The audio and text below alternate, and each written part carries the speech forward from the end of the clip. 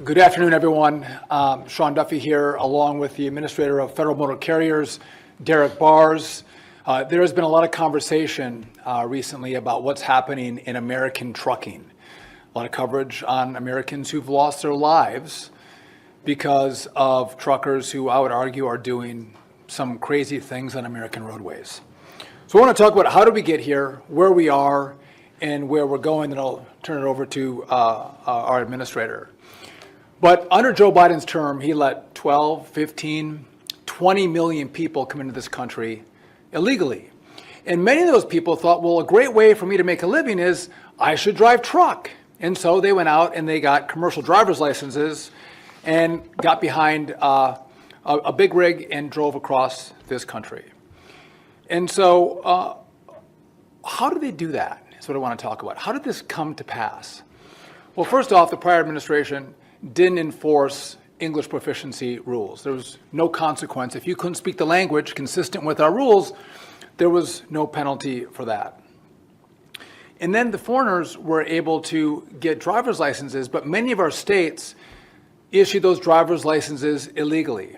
In California, 20,000 foreign driver's licenses were issued unlawfully. 50% of the driver's licenses issued in New York were issued unlawfully, 20% in the state of Illinois.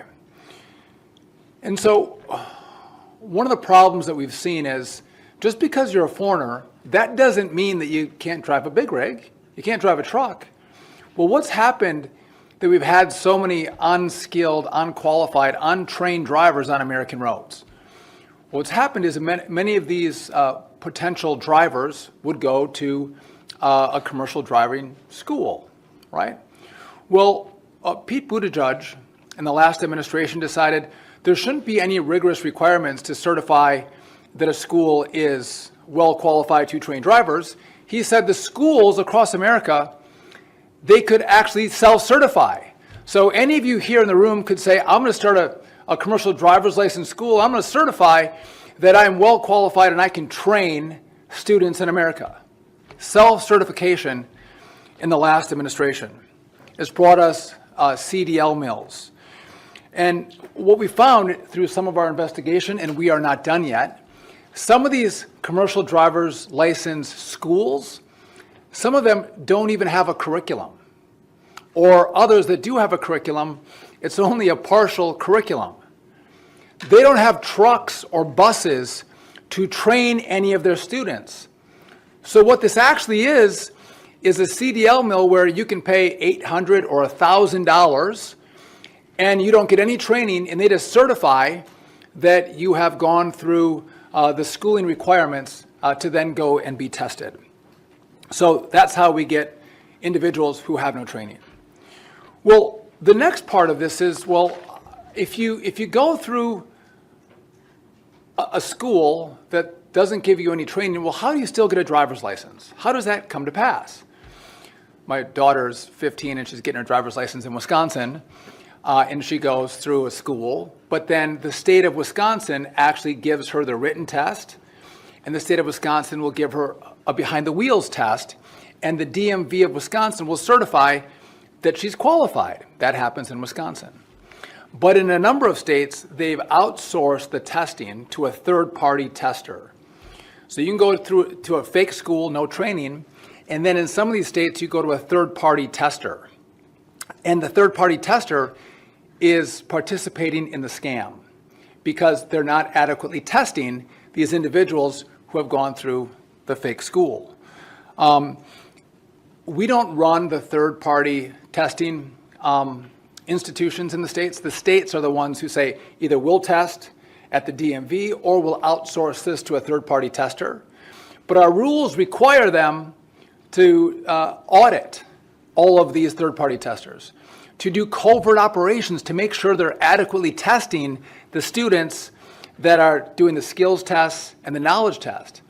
What we're finding is many of these third-party testers in states aren't adequately going through the process and testing the students. So you go to a fake school, you go to a fake third-party tester, and you go in with a piece of paper to the DMV, and they will take your picture, and they will give you a commercial driver's license. And you basically have no skills. to get behind the wheel of what is potentially a very dangerous weapon. So what have we done at DOT and federal motor carriers? Well, we've increased the penalties for those drivers that are not proficient in English. We'll take their vehicle out of service. The last administration, if you didn't speak English, the penalty was nothing. Get back behind the wheel and keep driving. We've done a nationwide audit exposing the states for giving foreigners these CDL audits, CDLs unlawfully. Again, that's where we get the 50% in New York and 20,000 licenses in California unlawfully issued. We've issued new rules making it much stricter for someone to get a foreigner or a non-domiciled commercial driver's license. So think about this for a second.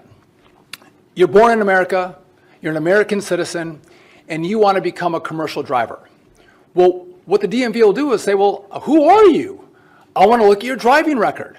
How many infractions do you have? Do you have an OWI or a DWI? Do you have a criminal record? We'll do a background check on you to see what kind of person you are and whether you're qualified to actually get an American commercial driver's license. But if you came across the border under Joe Biden's tenure and Pete Buttigieg's tenure, we don't do any background check. We don't go back and look at their driving record. Did they have an OWI, a DWI? Do they have a criminal record? No review is done of who these individuals are. So we have zero insight into the kind of people we're giving a commercial driver's license to.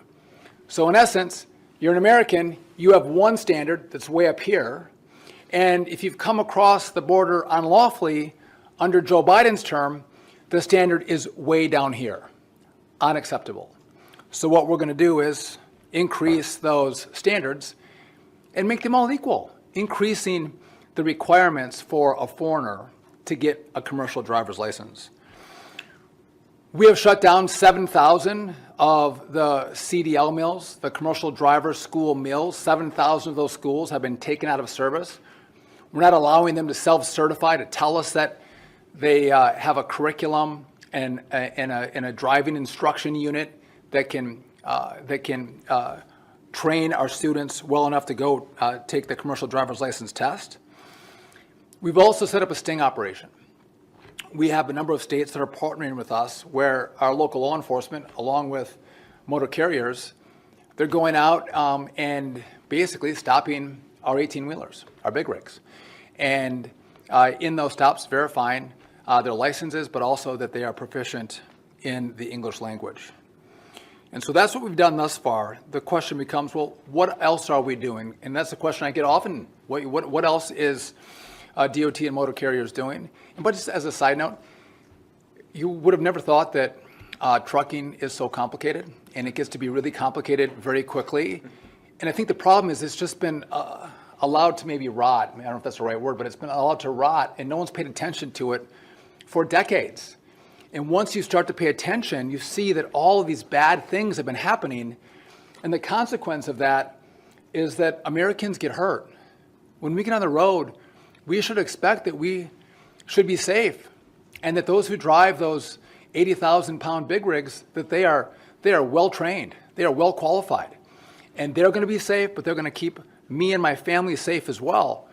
And that has not been the case. So what do we do from here? If you can't proficiently speak English, right now we'll take you out of the rig. But what we're going to do in the future is ask states to disqualify your license. Now, I would love if I had the power to revoke someone who can't speak English per our rules. I'd love to be able to revoke their license. I can't. That goes to the states. So we're asking states to disqualify those who can't speak the language consistent with our rules. In the state of California, you can take the driver's test, the skills test, and the proficiency test. You can take it in 20 different languages. 20 different languages. What we're doing is implementing a rule that'll say there's one language in which you can take your test. It's English only. You take the test in English. You can't speak English. You can't read English. you're not going to do well in the test because every test is going to be required to be given in English. We're going to have way more stringent regulations for our carriers, the companies. So we want to know that who you say you are, you actually are. Because right now it's a very loose set of requirements. One individual can get 100 different DOT numbers. We want to make sure that the DOT number is connected to an actual individual. You saw in Indiana a couple weeks ago that the individual company that had the DOT number, they had multiple DOT numbers and they were in an apartment that is not necessarily the place of business. So we're going to crack down on this. We're going to verify your physical location, verify who you are. You can't have 200 DOT numbers going to a PO box. In essence, what we're doing is shutting down the chameleon carriers. How that works, one bad actor continues to bad act as they switch from one DOT number to the next. We're going to put an end to that. And then we're going to crack down on illegal electronic logging devices. So again, we don't have a driver who's fraudulently driving 20 hours a day. Again, that's not safe. And we see a lot of fraud in this space as well. The work here is just beginning. And it has been a very thoughtful process. And again, I would love if I had the ability to change all the rules because we had all the power in the federal government. We don't. We partner with our states. And so the DOT has a role in having smart, good rules to protect the American people. But I also need the states to say this is not partisan. This is not politics that we're playing here. We can have a debate about whether Joe Biden should have had an open border or Donald Trump, which I would agree with, shut down and secured the border. That's a different debate. The debate really is, do you want well-trained, well-qualified drivers behind the wheel of a big rig driving on American roads? It's very simple. I think the answer is every single American, no matter what your political stripes are, that's exactly what you want. That's what you would expect from the federal government and the state government. And to a greater extent, I think we need our states to say, listen, we can be good partners. I told you Gavin Newsom, who I've criticized oftentimes from this podium, they're starting to enforce the English proficiency requirements. That's a really good thing. Kudos to Gavin Newsom. I'm proud of him. Now, he has not done as much work as he needs to on the non-domiciled CDLs. He's not going back and revoking the licenses that were unlawfully issued. But we can partner as one government, different parties, but to protect the American people. We're going to continue to provide information. We're going to continue to ask our states to partner with us. And in the end, if we do this together, Americans, for Americans, we are going to have much safer roads, and that is our mission. Protect lives, safer roads, more qualified individuals. And to go in a little more detail, Derek Bars, our administrator, I don't know that he knew what he was signing up for when he took the job, but he and his team, they're small and they're mighty, and they have just been outstanding in all the work they've done to see through the problems and think through the solutions that we can implement to protect the American people. So I'll give you Derek Bars. Thank you, Mr. Secretary. Give me just 1 second. We'll get started what I've got here. So some of the things I'm going to talk about, the Secretary's already touched on. I'm going to try to go a little bit more in depth with those and what we're doing at FMCSA to really strengthen the industry, and we've got to hold every link in the chain accountable as we move through this entire process. Today I want to outline how FMCSA is confronting fraud, chameleon carriers, unsafe operators, and abuse across the commercial motor vehicle industry. And that's where we're going to talk about where we're going to go next. But before I do that, I want to acknowledge why we're here. He's talked about that earlier, but why we're here is very urgent of what we do because people's lives are in danger, and we need to make sure that we're doing every single thing that we can do to make sure that we save lives. But just 2 days ago in Indiana, a preventable crash involving a non-domiciled driver took the life of Terry Schultz. And in Jay County, Indiana, another preventable crash claimed 4 innocent lives of an Amish community. The driver held a non-domiciled CDL, was trained by a non-compliant school, and worked for a motor carrier operator as a part of a chameleon network that he talked about earlier. And they're designed to evade and get away with enforcement, compliance, and doing the right things. This is not an isolated incident. It exposes serious vulnerabilities that we have in our system that we're going to be addressing, and we'll be addressing them throughout this process today. But we've got to unmask chameleon carriers. Our investigation on this particular crash confirmed that Indiana crash resulted from a coordinated chameleon effort network that repeatedly changed their names and their US DOT numbers to evade that oversight. Following the crash, our FMCSA investigators placed 3 of these carriers out of service in record time. We don't have time for this. And I want to make a statement to these folks that are listening. We have people that are going to be investigating this, and we're going to put you out of service, and we're going to do it quickly as we can within the rules that we have and the tools in our toolbox. This network is not unique. FMCSA has identified similar chameleon carrier operators nationwide, and we're actively investigating these with our federal and state partners, and I want to thank them for what they've done and working closely with us side by side on these investigations. But to further disrupt this network, we are restoring principal place of business enforcement. Operating without a valid principal place of business where safety records should be held and they have to produce those within a 48-hour period, that's not tolerated any longer. And furthermore, it shouldn't have been in the first place. But to enhance our enforcement against the chameleon carrier network is just not enough. We must also protect our FMCSA front door, is what I like to call it, through our registration system. We have got to find ways, and the way that we're going to be doing this is through our MODIS system. And our MODIS system is our system of registration. So when a company comes into the system, they will know who they are and what they are and what the company's name is. So that's the way that we're going to combat the fraud, is through our registration system.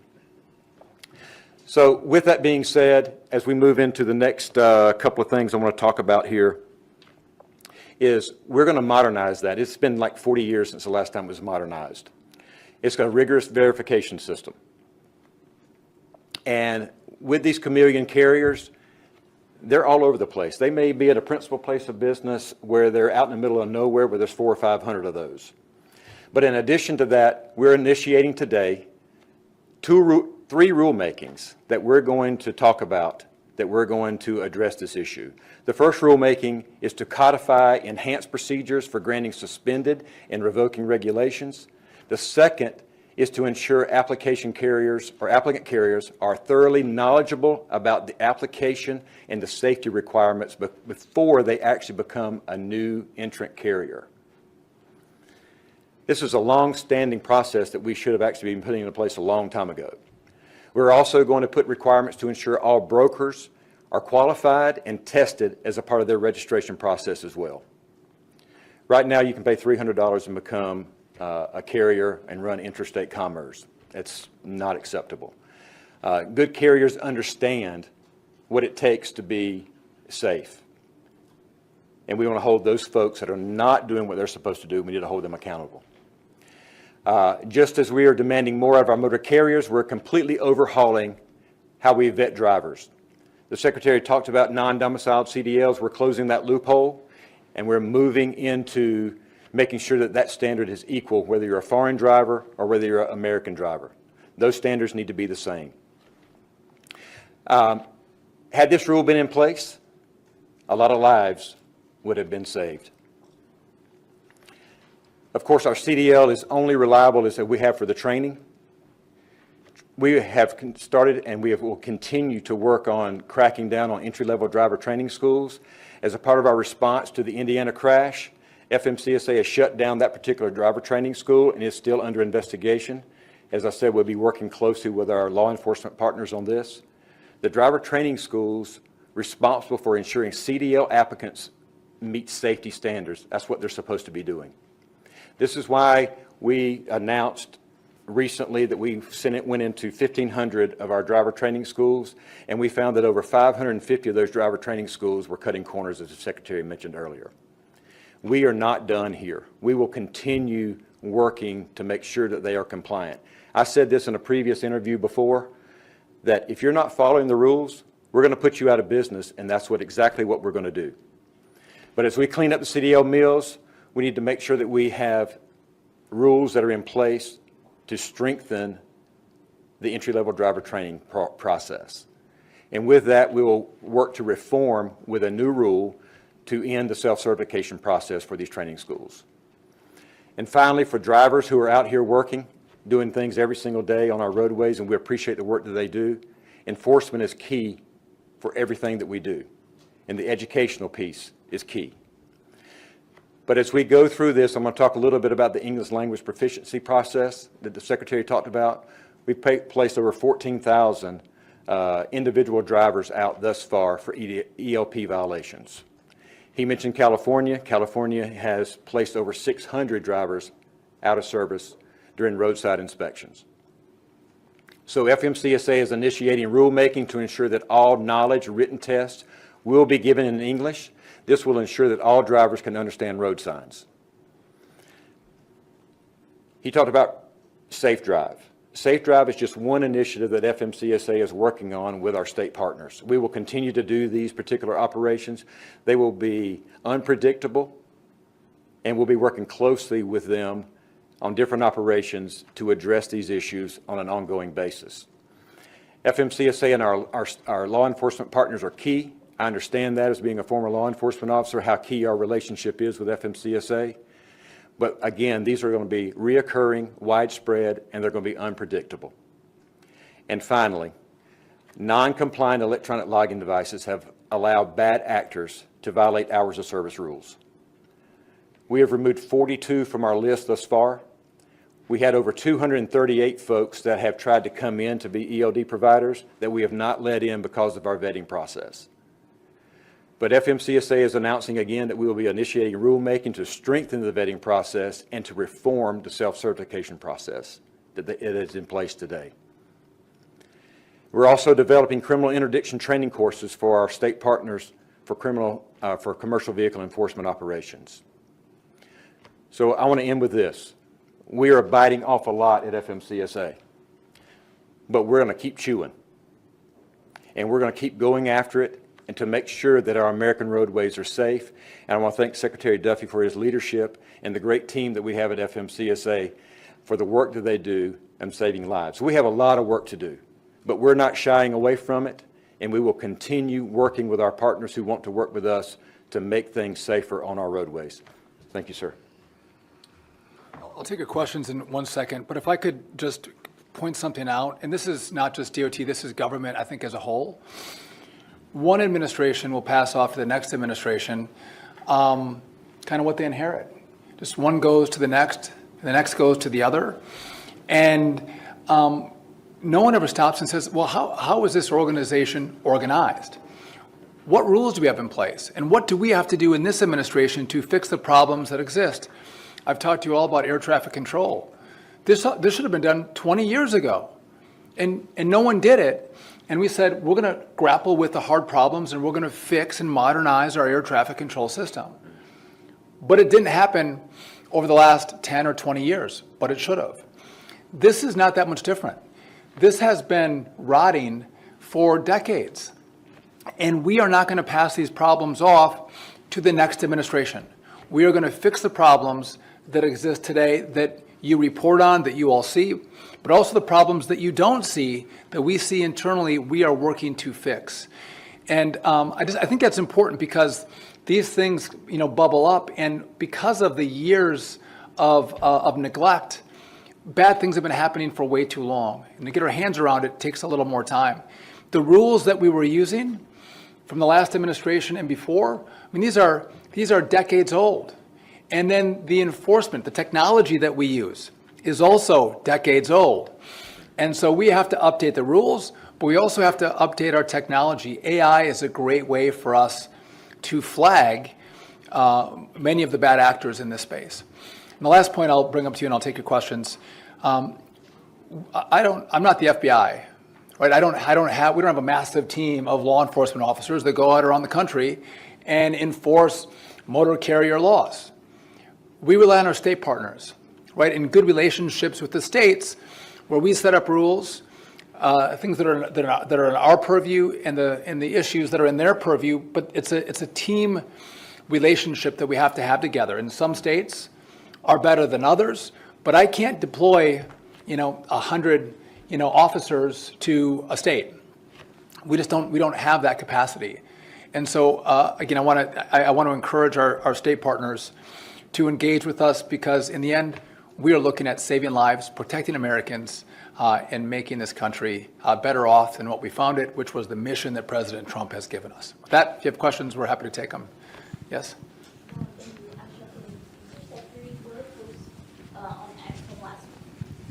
Sorry, thank you.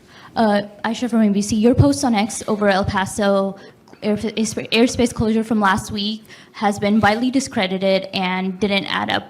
Would you word it differently today? Did you get it wrong?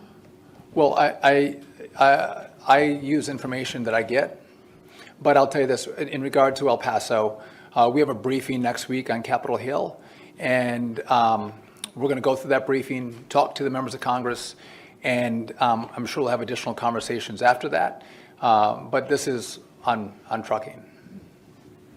Thank Yes. you. Alexandra Scores to CNN. As kind of a follow-up to the El Paso situation, just wondering if you could break down whether or not there was a lack of communication among those involved, or what really went down? No, I don't think there's a lack of communication. But again, I think what I want to do is make sure that I have the Hill fully briefed about what happened, what information everybody had. That's important for the Hill to have that information, and that's going to happen next week, and I'm sure we'll have additional conversations after that. But listen, we have good partners. I'm friends with all the players that are involved, from Marco to Pete to Christy. Like this, we all know each other well, and we all communicate well. So, but I want to wait, and we want to talk to the Hill first, and I'm sure we'll have additional information that comes out. Was it a mistake to close the airspace? No. Anybody else? Anything on trucking? Got a trucking question? Great. Hi, Noelle Fletcher. I didn't think I was going to get an El Paso question. No, of course. Appreciate Hi, that. Noelle Fletcher from ABC Transport and Topics. Can you explain what the criminal interdiction training is going to be about? Yeah, so over the years, FMCSA has created, like, I used to call it DIAP, Drug Interdiction Program. This one is going to be criminal interdiction, where we can train our law enforcement partners to better interdict criminal activity that may be run across our highways in commercial motor vehicles. It's not just drug related. It can be human trafficking. It can be anything criminal that we will be developing a training curriculum to help our state partners. So it'll be cargo and drivers too? Yeah. Cargo and drivers? Yes, absolutely. Thank you. Anybody else? Listen, okay, one more. Hey, Mr. Secretary, I know you want to talk to the Hill about El Paso next week, but I just want to know if you understand the concerns that the public had about closing a major U.S. airport for 10 days. Was it drone testing that caused that to happen? And what would you have done differently, right, given that what the mayor said others, that this forced medical helicopters to have to divert, and the TSA didn't find out for 4 hours till after it went into effect? Listen, I appreciate the question, and I appreciate the interest in El Paso. Again, I think I served on the Hill, as you know, and I think we owe a conversation with the Hill before I have a conversation with you. And so that's what we'll do, and we'll come back after the Hill gets briefed, ask their questions. I'll take the Hill's questions before yours, and we'll go from there. Anybody else? Thank you. Appreciate it, guys. Thank you.